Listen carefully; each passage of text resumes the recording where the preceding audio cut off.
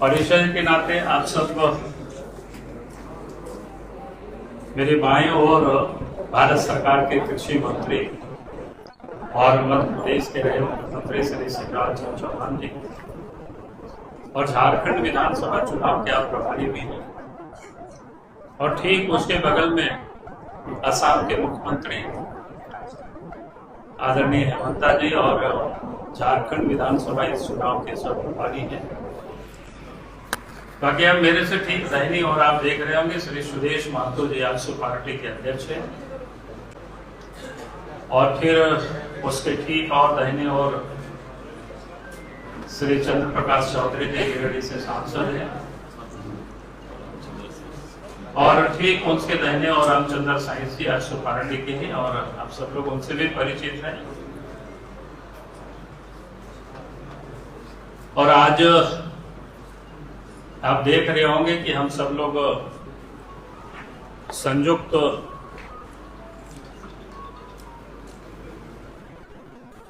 Press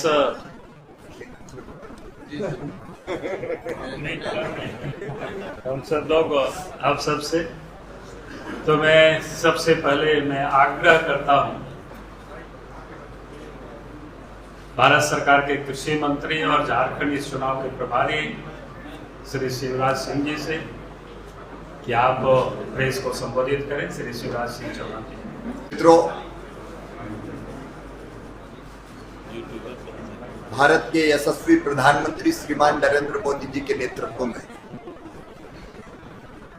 देश में NDA की सरकार और एक वैभवशाली, गौरवशाली, संपन्न, समृद्ध और शक्तिशाली भारत का निर्माण मोदी जी के नेतृत्व में एनडीए की सरकार कर रही है।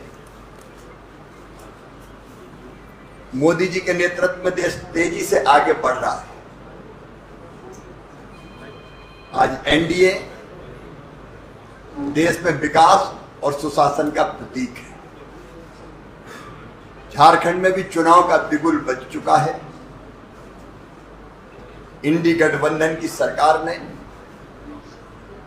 झारखंड को तबाही और बर्बादी के कगार पर पहुंचा दिया है। झारखंड के ये चुनाव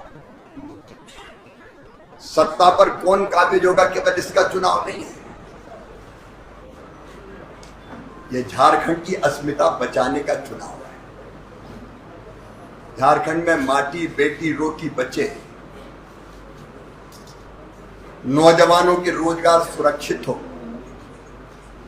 महिला सशक्तिकरण हो, गरीब कल्याण हो, किसानों का उद्धार हो और भ्रष्टाचार का हम सफाया कर पाए, सुशासन और विकास दे पाए। इसलिए झारखंड में हमने फैसला किया है, केंद्र ने फैसला किया है, केंद्रीय नेतृत्व ने भी तय किया है कि झारखंड के ये चुनाव एनडीए लड़ेगा मिलकर। और झारखंड में एनडीए के स्वाभाविक हमारे सहयोगी आजसू के अध्यक्ष यहां बैठे हुए हैं, सुदेश जी, उनकी टीम यहां बैठी है। भारतीय जनता पार्टी, आजसू, जनता दल यू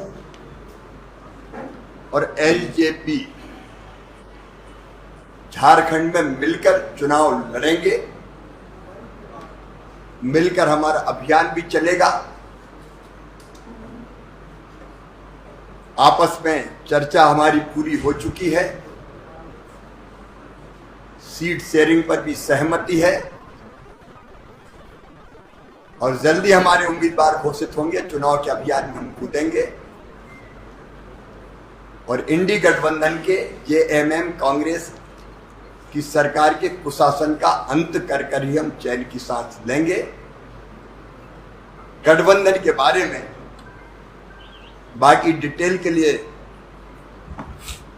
मैं अपने साथी और असम के मुख्यमंत्री हेमंत जी से आग्रह करूंगा। आदरणीय कृषि मंत्री शिवराज सिंह चौहान जी ने आप लोगों को बताया कि ये चुनाव हम प्रधानमंत्री नरेंद्र मोदी जी की नेतृत्व में एज ए एनडीए लड़ना चाहूंगा। और शिवराज सिंह चौहान जी ने आपको ये भी बताया कि झारखंड में हमारा जो एनडीए है उनका एक प्रमुख घटक दल है आजसू पार्टी, जनता दल यू, लोक जनशक्ति पार्टी। और उस दृष्टिकोण से ये चुनाव हम लोग बीजेपी और ये तीनों पार्टी मिलकर लड़ना चाहूंगा। सीट का सरसा चल रहा है, आगे भी कुछ सरसा चलेगा। ऐसा नहीं है कि आज मैं जो बताने जा रहा हूँ वही एकदम फाइनल है। कभी कभी परिस्थितियों को देखते हुए नामांकन का समय अभी भी है, कुछ सामान्य परिवर्तन इधर उधर हो भी सकता है और होना भी कभी स्वाभाविक होते हैं। लेकिन जो फिलहाल जहां तक हम पहुंचा हूं वहां तक का बात मैं आप लोगों का सामने रखना चाहता हूं। पहले हम आजसू को अभी तक जो हमारा डिस्कशन हुआ, ये 10 सीट में आजसू लड़ने जा रहा है, जिसका नाम मैं आपको बोलना चाहूंगा। एक पहला सीट होगा सिल्ली, जहां से आजसू लड़ेगा, रामगढ़ आजसू लड़ेगा, गोमिया आजसू लड़ेगा, ईसागढ़ आजसू लड़ेगा, मांडू आजसू लड़ेगा, जुगसलाई आजसू लड़ेगा, डुमरी आजसू लड़ेगा, पाकुड़ आजसू लड़ेगा, लोहारदगा आजसू लड़ेगा, मनोहरपुर आजसू लड़ेगा।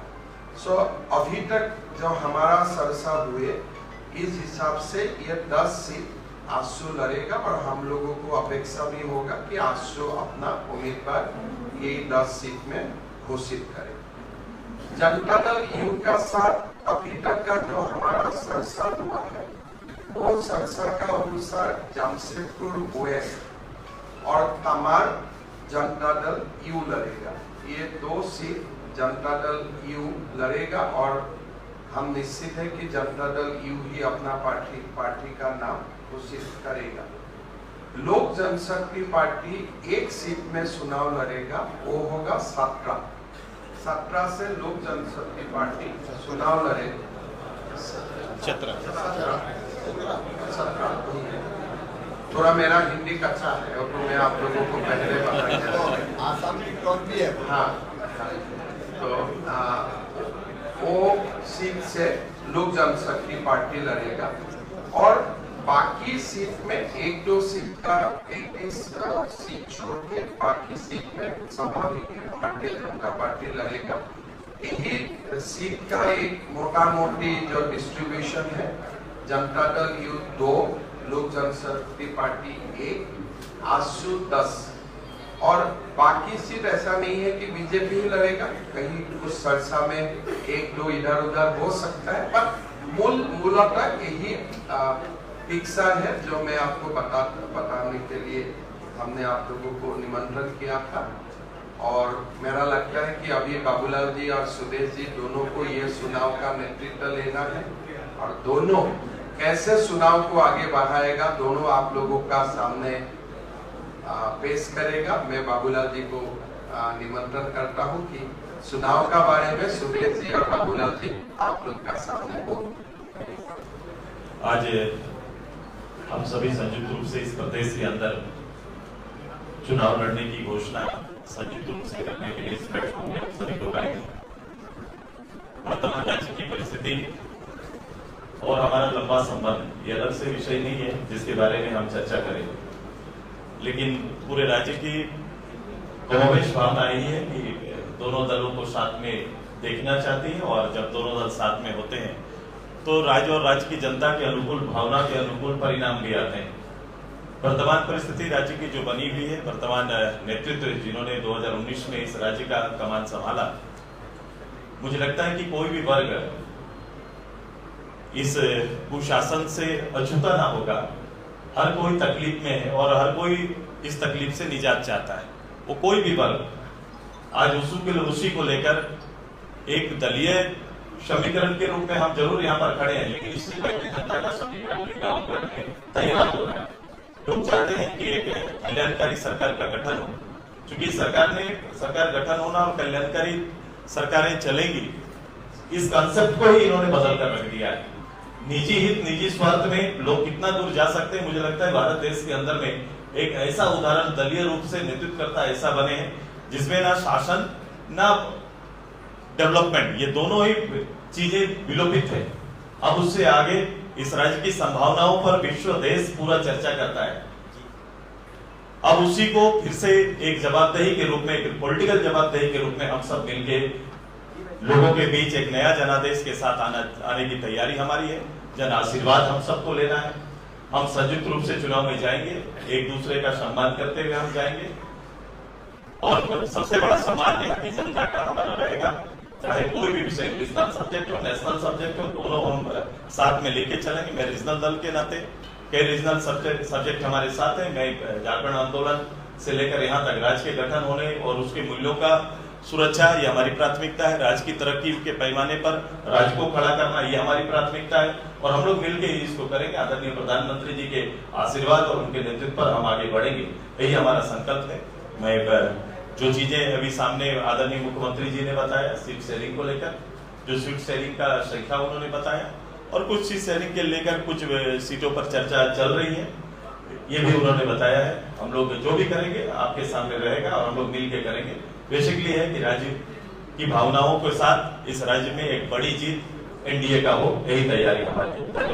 मैं इतना ही सिर्फ कहूंगा कि झारखंड में जो इन 5 वर्षों में झारखंड की जनता ने जो झेला है, चाहे वो किसान हो, महिलाएं हो,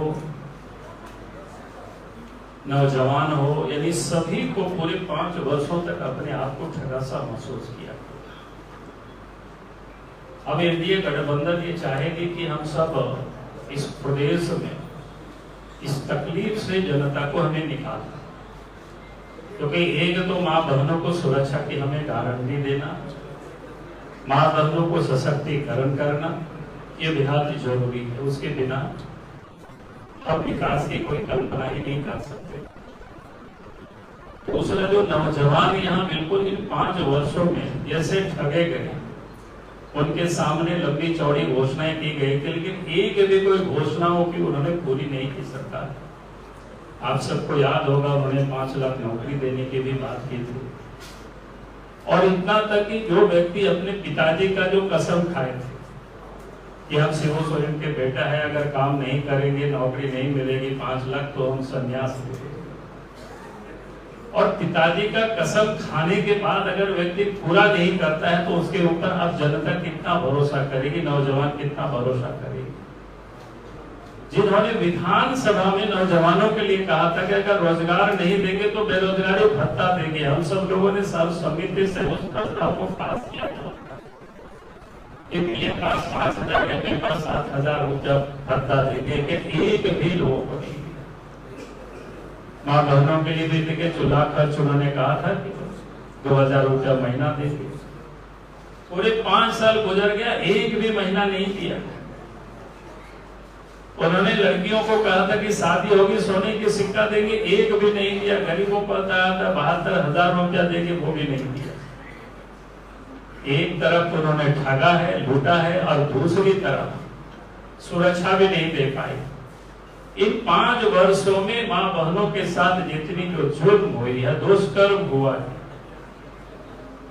2022 में तो भारत में महिलाओं के साथ दुष्कर्म के मामले में झारखंड प्रथम स्थान पर रहा है। तो आज झारखंड की जनता इन चीजों से अपने आप को मुक्त होना चाहती है। जो व्यक्ति आदिवासियों के लिए राजनीति करते, बार बार आदिवासियों का नाम लेते, लेकिन आज आदिवासियों की स्थिति क्या है? उनकी जमीन लूटी जा रही है, बचाने वाला कोई नहीं है, देखने वाला कोई नहीं है। थाना जाते हैं, पुलिस के यहाँ सीओ अंचल जाते हैं, वीडियो के यहाँ डीसी के यहाँ जाते हैं, कोई सुनने वाला नहीं है। इस रांची के आसपास ही अगर आप देखेंगे, जमीन के दलाल और बिचौलिया चारों तरफ घूम रहे हैं, जबकि सेना की जमीन तक कोई लोगों ने नहीं छोड़ा, उसको भी लोगों ने फर्जी कागजात बना करके उसको भी लोगों ने बेच डाला। और आज तो इस प्रदेश में जब डेमोग्राफी बदली है, ये आदिवासी बिल्कुल चिंतित है। सबको झारखंड में जहां 1951 में 36% के करीब आबादी थी, आज मात्र 26% आबादी रह गई है, संपूर्ण झारखंड। उसमें भी जब हम संथाल परगना को देखते हैं तो 1951 में जहां 44% आबादी थी, वहां पर आज मात्र 28% आबादी रह गई, यानी 16% की ये गिरावट। आज आदिवासी समाज बिल्कुल चिंतित है। उन्हें लगता नहीं कि स्वाभाविक है कि भाई इतनी बड़ी गिरावट, जो कि उनको एक तो जमीन से भी वो बेदखल हो रही है, उनकी रोटी, उनकी जगह जगह पर बेटी, सब जगह पर अतिक्रमण हो रहा है। और राज्य सरकार को बताने के बाद भी वो उसमें कुछ चिंतित नहीं है, क्योंकि वो अपना वोट को तैयार कर रही है। और इसीलिए हमें रोटी को भी बचानी है, माटी को भी बचानी है और बेटी को भी बचानी है। और झारखंड में जिस प्रकार से जो डेमोग्राफी जो बदली है उसको भी ठीक करना है। तो इसलिए हमने कहा कि इन सारे जो मुद्दों को लेकर के हम जनता के बीच जाएंगे, सम्मिलित रूप से जाएंगे और चुनाव के मैदान में। तो मुझे लगा कि आज विषय सब कुछ आ गया है, इसलिए मैं अपनी ओर से विषय को मैं यही समाप्त करता हूं। ये पूरे जो हमारा गठबंधन का पूरा मापदंड है, मैं ये शब्द हम लोग ने कभी भी जन्म लेने ही नहीं दिया। हमारा पूरी जो परिस्थिति बनी वो सीधे राज्य को सामने रख के हालात से बनी हुई। और मैंने कहा संबंध बताने की आवश्यकता नहीं आपको, हम लोग आपस में समन्वय किए। एक शब्द हम लोग कभी भी गठबंधन के बारे में, ना ही भारतीय जनता पार्टी से ना आक्सू से, आपने कभी ना सुना होगा। जब निर्णय आया तो हम आपके पास आए। सब्सक्राइब कीजिए ट्राइबल इंडिया टीवी को और लेटेस्ट अपडेट के लिए बेल आइकन क्लिक कीजिए। धन्यवाद।